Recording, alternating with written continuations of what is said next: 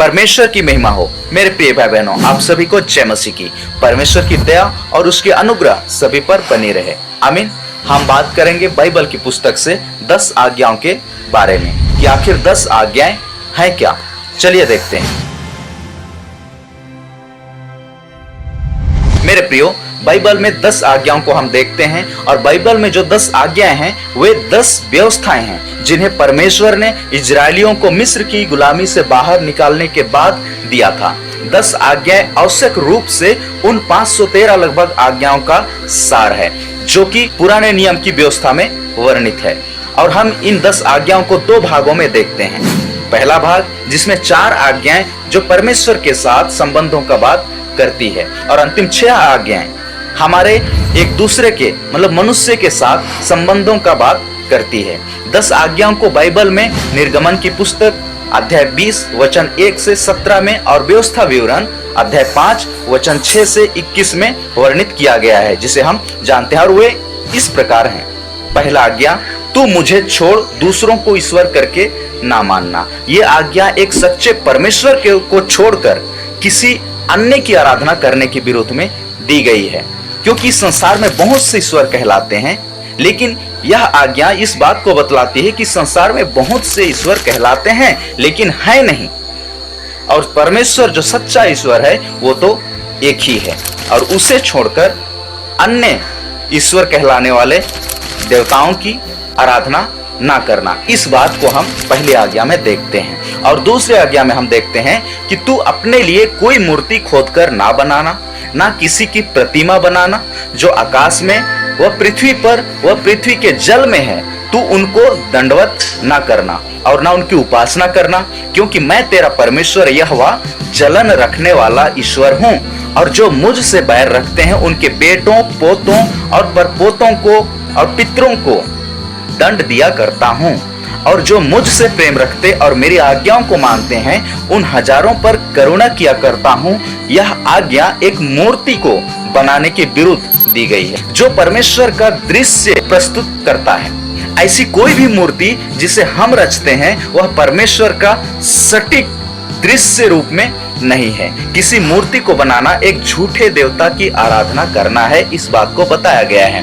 क्योंकि जिस मूर्ति को हम बनाते हैं और हम जानते हैं कि परमेश्वर जो सच्चा ईश्वर है उसका कोई रूप नहीं है, जो सच्चा परमेश्वर है उसका कोई रूप नहीं है, और हम जिसे रूप देते हैं वो एक झूठ को हम देते हैं, क्योंकि ईश्वर का कोई रूप नहीं होता। और हम जिस मूर्ति को हम गढ़ते हैं, अपने हाथों से बनाते हैं और उसे ईश्वर का रूप देते हैं।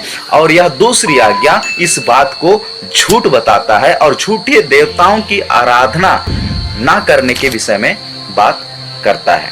और तीसरा आज्ञा जो है वो इस प्रकार है, तू अपने परमेश्वर का नाम व्यर्थ ना लेना, क्योंकि जो यहोवा का नाम व्यर्थ ले वह उसको निर्दोष ना ठहराएगा।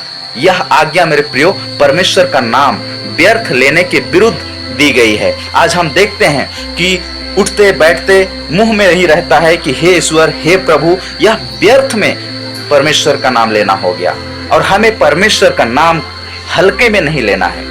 हमें परमेश्वर के प्रति सत्कार केवल सम्मानजनक और श्रद्धा से भरे हुए तरीकों के द्वारा ही लेना चाहिए। तो इस बात को हम तीसरे आज्ञा में देखते हैं कि परमेश्वर ठट्ठों में उड़ाया नहीं जाता, उसका नाम हम बड़े सम्मान के साथ, श्रद्धा के साथ लें। और चौथा आज्ञा में हम देखते हैं, तू विश्राम दिन को पवित्र मानने के लिए स्मरण रखना। 6 दिन तो तू परिश्रम करके अपना सब कामकाज करना, परंतु 7वां दिन तेरे लिए परमेश्वर यहोवा के लिए विश्राम दिन है।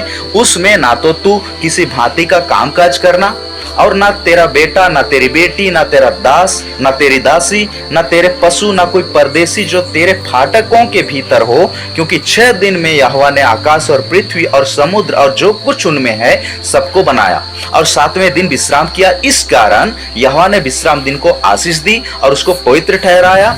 यह वह आदेश है जिसमें शब्द को एक तरफ शनिवार जो सप्ताह का अंतिम दिन है प्रभु को समर्पित विश्राम दिन के रूप में रख दिया गया। और यह भी आज हमारे लिए लागू नहीं होता कि हम किसी एक दिन को विश्राम का दिन माने। आज हम पूरे सप्ताह को, किसी भी दिन को हम पवित्र मान सकते हैं और परमेश्वर की आराधना कर सकते हैं, परमेश्वर की उपासना कर सकते हैं। मेरे प्रिय भाई बहनों, 5वां आज्ञा में हम देखते हैं कि तू अपने पिता और अपनी माता का आदर करना, जिससे जो देश तेरा परमेश्वर यहोवा तुझे देता है उसमें तू बहुत दिन तक रहने पाए। यह आदेश मेरे प्रिय भाई बहनों सदैव माता पिता के साथ सम्मान और सत्कार से व्यवहार करने के बारे में है, चाहे माता पिता समझदार हों, चाहे ना समझ हों, अच्छे हों या बुरे हों, लेकिन हमें किसी भी हाल में, हर हाल में इस आदेश को हमें सम्मान करना है जो परमेश्वर ने दिया है कि हमें सदैव माता पिता के साथ बड़े सम्मान और आदर के साथ व्यवहार करने में चूकना नहीं है। और छठा आज्ञा हम देखते हैं तू खून न करना। यह आदेश किसी भी अन्य व्यक्ति को पहले से ही हत्या ना करने के लिए मना करता है। मतलब हम पहले से इस बात को याद रखें कि परमेश्वर ने हमें यह आज्ञा दिया है कि हमें किसी मनुष्य का जान लेने का हक नहीं है, किसी मनुष्य का हत्या करने का अधिकार हमें नहीं दिया गया है। और इस बात को हमें जानना है कि किसी मनुष्य का जान लेना, किसी मनुष्य की हत्या करना परमेश्वर के खिलाफ कार्य करना है। मेरे प्रियो 7वें आज्ञा में हम देखते हैं, यहाँ लिखा है कि तू व्यभिचार ना करना। मेरे प्रिय भाई बहनों, यह जीवन साथी को छोड़कर, अपनी पत्नी को छोड़कर किसी अन्य के साथ शारीरिक संबंध बनाने के विरोध में दिया हुआ आदेश है। और इस बात को यीशु मसीह ने भी कहा है कि पहले कहा गया था कि तू व्यभिचार न करना, लेकिन मैं तुमसे कहता हूं कि यदि तुमने मन में भी किसी के प्रति कुदृष्टि डाली तो तू व्यभिचार कर चुका। और एक ऐसा पाप जो हम अपने ही देह के विरोध में करते हैं, ऐसे पाप को करने से मना किया गया है। मेरे प्रियो, अगला हम 8वां आज्ञा देखते हैं जिसमें लिखा है तू चोरी ना करना। यह आदेश किसी की कोई भी वस्तु को अपने लिए उसकी अनुमति लिए बिना जो उससे संबंधित है उस चीज को लेने के लिए मना करता है, कि हम बिना पूछे, चाहे वो कुछ भी चीज हो, कुछ भी वस्तु हो जिसे हम जानते हैं कि वो हमारा अपना नहीं है, उसे पूछे बिना ले लेना चोरी के कैटेगरी में आता है। तो इस बात को हम 8वां आज्ञा में देखते हैं। और 9वां आज्ञा में हम देखते हैं जो लिखा है तू किसी के विरुद्ध झूठी साक्षी ना देना। मेरे प्रियो, यह आज्ञा किसी दूसरे के खिलाफ झूठी गवाही देने के लिए मना करता है कि हम किसी के प्रति झूठ ना हम गवाही ना दें, किसी के प्रति हम झूठ ना बोलें। यह झूठ बोलने के विरोध में एक आवश्यक आदेश है। मेरे प्रियो, हम 10वां आज्ञा देखते हैं। यहाँ लिखा है तू किसी के घर का लालच ना करना। ना तो किसी की स्त्री का लालच करना और ना ही किसी के दास दासी व बैल गधे का, ना किसी वस्तु का लालच करना। तो किसी भी पड़ोसी के घर की या किसी दूसरे व्यक्ति के परिवार का या चीज वस्तु का, चाहे को कुछ भी हो दूसरे का, तो उन चीजों का लालच करने से मना करता है। यह आदेश किसी ऐसी वस्तु की इच्छा करने के विरोध में दिया गया है जो आपकी अपनी नहीं है, स्वयं की नहीं है, और उसका लालच करना ऊपर दिए हुए आज्ञाओं की जो सूची हमने देखा, 1 से 9 आज्ञा जो हमने देखा, तो उनमें से किसी एक को भी तोड़ सकता है, जैसे हत्या, व्यभिचार और चोरी। यदि ऐसा करना गलत है तो किसी की कोई वस्तु का लालच करना भी गलत है। तो इस बात को हम देखते हैं। और सबसे बड़ी बात मेरे प्रिय भाई बहनों, मैं चाहता हूं कि आप बड़े ध्यान से इस बात को ध्यान दें कि कई लोग गलती से 10 आज्ञाओं को नियमों की एक सूची के रूप में देखते हैं और वो इस बात को मानते हैं कि यदि इनका अनुसरण किया जाए तो ये मृत्यु के बाद स्वर्ग में प्रवेश होने की गारंटी देते हैं ये 10 आज्ञाएं। तो इसके विपरीत 10 आज्ञाओं का उद्देश्य लोगों को यह एहसास कराने के लिए है, यह इस बात के लिए मजबूत करना है कि वे पूरी रीति से व्यवस्था का पालन नहीं कर सकते। रोमियो की पत्री 7 अध्याय उसका 7 से 11 वचन जब हम देखते हैं तो इस बात को हम समझते हैं, और इसलिए उन्हें परमेश्वर की दया और अनुग्रह की आवश्यकता है, ना कि 10 आज्ञाओं की पालन करने से स्वर्ग में जाने की गारंटी मिलती है, बल्कि परमेश्वर की दया और उसकी अनुग्रह की आवश्यकता है स्वर्ग के राज्य में प्रवेश करने के लिए। और इस बात को हम देखते हैं मत्ती रचित सुसमाचार 19 अध्याय उसका 16 वचन में कि एक धनवान व्यक्ति जो जवान है वो इस बात को दावा करता है यीशु मसीह के सामने कि मैं तो सारी आज्ञाओं को लड़कपन से ही मानता आया हूं, लेकिन उसके इन दावों के बावजूद कोई भी 10 आज्ञाओं को पूरी तरह से पालन नहीं कर सकता है। सबोपदेशता की पुस्तक अध्याय 7 वचन 20, इसमें भी हम देखते हैं कि 10 आज्ञाएं प्रदर्शित करते हैं कि हम सब ने पाप किया है।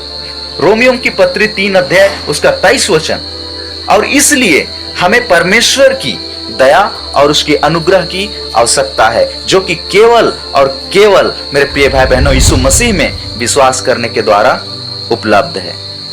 मैं आशा करता हूं कि आपने इन वचनों को समझा होगा और ये जो 10 आज्ञाएं हैं, ये 10 व्यवस्थाएं हैं जो इजरायलियों के लिए दी गई थी। मेरे प्रिय भाई बहनों, आज हमें इन 10 आज्ञाओं को, उन सभी लगभग 513 आज्ञाओं को स्मरण रखते हुए हमें इस संसार में अपना जीवन यापन करना है और स्वर्ग के राज्य के लिए हमें परमेश्वर की दया और उसकी अनुग्रह की आवश्यकता है। इस बात को हमें स्मरण रखना है और प्रभु में अपने जीवन को समर्पित करके प्रभु का भय मानते हुए, प्रभु के प्रेम में हमें चलते हुए हमें उस स्वर्ग के राज्य की बाट जोहना है, जो प्रभु यीशु मसीह के रूप में प्रकट होने वाली है। और हमें जो अनंत जीवन मिलेगा वो प्रभु यीशु मसीह में मिलेगा। इन वचनों के द्वारा प्रभु आपकी सहायता करे और पवित्र आत्मा अपने वचन में बढ़ाए।